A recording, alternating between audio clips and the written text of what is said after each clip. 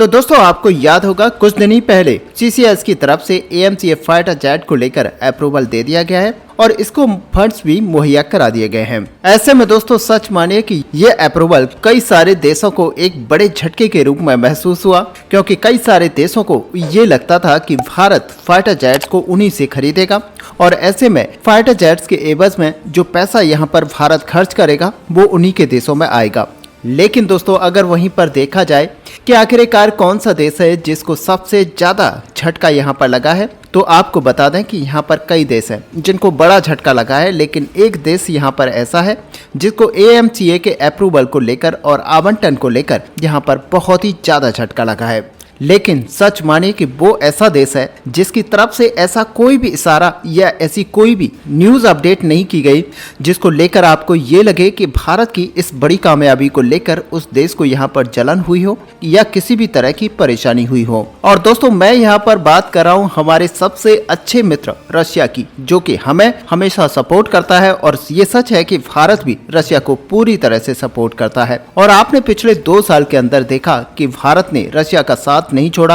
और रशिया भी भारत के साथ लगा रहा। ऐसे में दोस्तों अगर देखा जाए तो रशिया सबसे बड़ा भारत का ट्रेडिशनली एलाई है और दशकों से भारत को बड़े बड़े हथियारों की सप्लाई करता है। और दोस्तों AMCA एयरक्राफ्टों को लेकर यहाँ पर अप्रूवल से सुकोई 57 और सुकोई 75 जैसे 5th जनरेशन के एयरक्राफ्टों के मामले में बहुत ही बड़ा नुकसान होगा, क्योंकि भारत इनको काफी बड़ी संख्या में खरीद सकता था। लेकिन अब आप मान के चलिए कि जब यहाँ पर भारत का AMCA फाइटर जेट बनकर तैयार हो जाएगा तो भारत को भी इन भारी देशों से फाइटर जेट्स को लेने की जरूरत नहीं पड़ेगी। ऐसे में दोस्तों रशिया यूक्रेन की लड़ाई के बावजूद भारत ही इकलौता ऐसा देश बचा है जो अभी भी रशिया से हथियारों को परचेज कर रहा है। और रशिया लंबे समय से इस प्रयास में था कि कैसे अपने 5th जनरेशन के फाइटर जेट को भारत को बेचा जाए। और अब दोस्तों यहाँ पर जब भारत अपने खुद के 5th जनरेशन के फाइटर जेट्स को डेवलप कर रहा है तो भारत को इन फाइटर जेट्स को खरीदने की आवश्यकता नहीं पड़ेगी। और ऐसे में जो रशिया का सपना था सुकोई 57 और सुकोई 75 फाइटर जेट को एक्सपोर्ट मार्केट में उतारने का, वो यहाँ पर चकनाचूर होता हुआ दिखाई दे रहा है। अब जहां पर हमारी तरफ से कैबिनेट कमेटी ऑफ सिक्योरिटी की तरफ से AMCA के डेवलपमेंट को लेकर अप्रूवल दे दिया गया है और साथ ही एरोनॉटिकल डेवलपमेंट एजेंसी को यहां पर करीब 15,000 का यानी कि $1.8 बिलियन का एक बजट आवंटन कर दिया गया है, जिसके अंतर्गत केवल और मात्र यहां पर 5th जनरेशन के फाइटर जेट AMCA को डेवलप किया जाएगा। और दोस्तों सच मानिए कि इसके डेवलपमेंट के साथ ही इंडियन एयरफोर्स यहां पर पूरी तरह से आत्मनिर्भर हो जाएगा और जो बाहरी देशों के ऊपर हमारी एयरफोर्स की जो डिपेंडेंसी है वो पूरी तरह से खत्म हो जाएगी। ऐसे में दोस्तों अगर देखा जाए तो ट्रेडिशनली रशिया भारत का सबसे बड़ा डिफेंस सप्लायर है, जिसकी तरफ से न केवल भारत को यहाँ पर फाइटर जेट्स को परचेज करना होता है बल्कि रशिया से बड़ी मात्रा में इक्विपमेंट्स को भी भारत परचेज करता है। और अगर भारत यहाँ पर हथियारों के मामले में आत्मनिर्भर हो जाता है तो ओबियसली रशिया से जो हथियारों की खरीदारी भारत के द्वारा की जाती है वो दिन ब दिन घटती जाएगी। हालांकि पिछले कुछ सालों में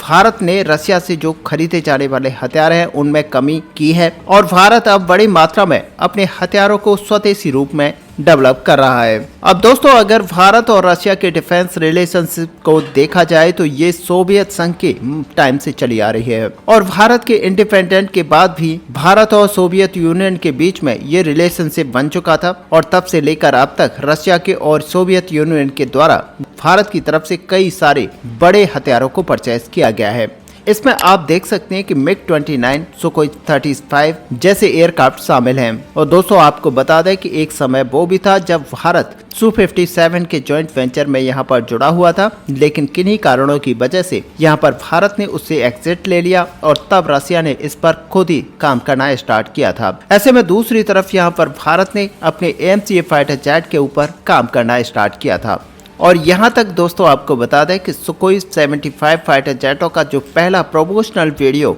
जारी रशिया की तरफ से किया गया, तब भी रशिया की तरफ से वीडियो में इस बात के संकेत दिए गए थे कि इन एयरक्राफ्टों का ऑफर रशिया के द्वारा भारत को किया जाएगा। हालांकि दोस्तों आपको बता दें कि FGFA एयरक्राफ्टों के प्रोजेक्ट से भारत ने जब अपने आप को विड्रॉल किया था तो उसके कई साल के बाद तक रशिया के द्वारा इस प्रयास को किया जा रहा था कि भारत हमारे साथ मिलकर इन प्रोजेक्ट में पार्टिसिपेशन करे, यहाँ तक कि रसिया की तरफ से सुकोई 57 फाइटर जेट एक्सपोर्ट वर्जन को तैयार करने को लेकर भारत के सामने यहाँ पर ऑफर रखा गया और अनऑफिशियली यहाँ पर कई बार बात निकल कर आई कि भारत अगर Su-57 फाइटर जेट को लेना चाहता है तो यहाँ पर रशिया पूरी तरह से देने को तैयार है। और जहाँ पर रशिया एक तरफ इस फाइटर जेट को भारत को देने को तैयार है, वहीं भारत को 100% टेक्नोलॉजी ट्रांसफर की जाएगी और भारत के अंदर ही फैसिलिटी लगाकर इस फाइटर जेट को बनाया जाएगा। लेकिन दोस्तों यहाँ पर भारत की तरफ से ये साफ कर दिया गया था कि भारत अब इस फाइटर जेट के अंदर कोई इंटरेस्ट नहीं ले रहा, बल्कि भारत अपनी AMCA फाइटर जेट के अलावा कोई भी फाइटर जेट खरीदने में कोई इंटरेस्ट नहीं रखता है। और ये भारत ने बिल्कुल क्लियर कर दिया था कि किसी भी 5th जनरेशन के फाइटर जेटों के प्रोजेक्ट के अंदर ना जॉइंट वेंचर में जुड़ेगा और ना ही परचेज किया जाएगा।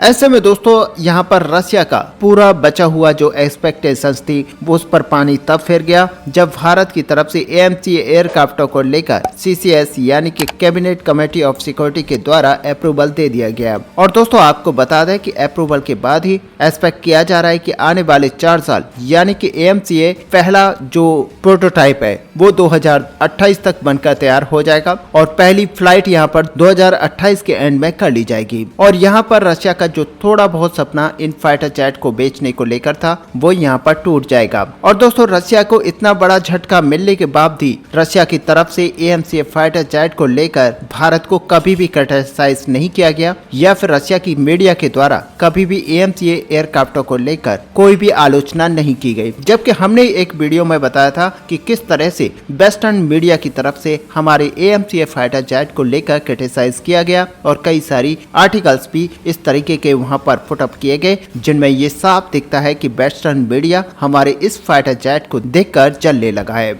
और दोस्तों यहाँ पर वेस्टर्न मीडिया की तरफ से ये साफ कहा जा रहा है कि भारत को जिस तरह की एक्सपेक्टेशंस अपनी AMCA फाइटर जेट को लेकर है, शायद ये AMCA फाइटर जेट भारत की एक्सपेक्टेशंस को यहाँ पर पूरा ना कर पाए और ऐसे में भारत फिर से वहीं को वहीं खड़ा हो जाए जहाँ पर भारत आज खड़ा हुआ है। लेकिन दोस्तों आप सच मानिए कि भारत अब रुकने वाला नहीं है और भारत यहाँ पर 2028 के एंड में अपने फाइटर जेट के सबसे पहले वर्जन को यहाँ पर टेस्ट करेगा और उसके बाद में माना यह जा रहा है कि 2029 के स्टार्टिंग में इस फाइटर जेट को प्रोडक्शन में भेज दिया जाएगा। और ऐसी आशा की जा रही है कि यहाँ पर इसको बड़ी मात्रा में बनाया जाएगा जिससे कि हमारी वायुसेना की जो जरूरत है वो यहाँ पर जल्द से जल्द पूरी की जा सके। और साथ ही दोस्तों यहाँ पर खास करके ध्यान रखा जाएगा कि इसको एडवांस रूप में इतना ताकतवर बना दिया जाएगा कि ये F-35 जैसे लड़ाकू विमान से भी एक कदम आगे होगा। वैसे दोस्तों अगर देखा जाए तो वेस्टर्न मीडिया हमारे मेक इन इंडिया प्रोग्राम को लेकर भी काफी सारे प्रोपेगेंडा चलाती रहती है और इससे हालांकि भारत के ऊपर कोई फर्क नहीं पड़ता, लेकिन इससे मिर्ची लगना दिखता है कि कहां पर मिर्ची सबसे ज्यादा लग रही है और ये वेस्टर्न मीडिया है जिसको सबसे ज्यादा परेशानी हमारे भारत के आगे बढ़ने को लेकर होती रहती है। ऐसे में दोस्तों इस पूरे टॉपिक को लेकर आपका यहाँ पर क्या व्यू है, आप अपना व्यू हमें कमेंट में लिखकर जरूर बताएं। साथ ही अगर वीडियो आपको अच्छी लगी हो तो लाइक और शेयर करना ना भूलें। मिलते हैं नेक्स्ट वीडियो में, तब तक के लिए जय हिंद जय भारत।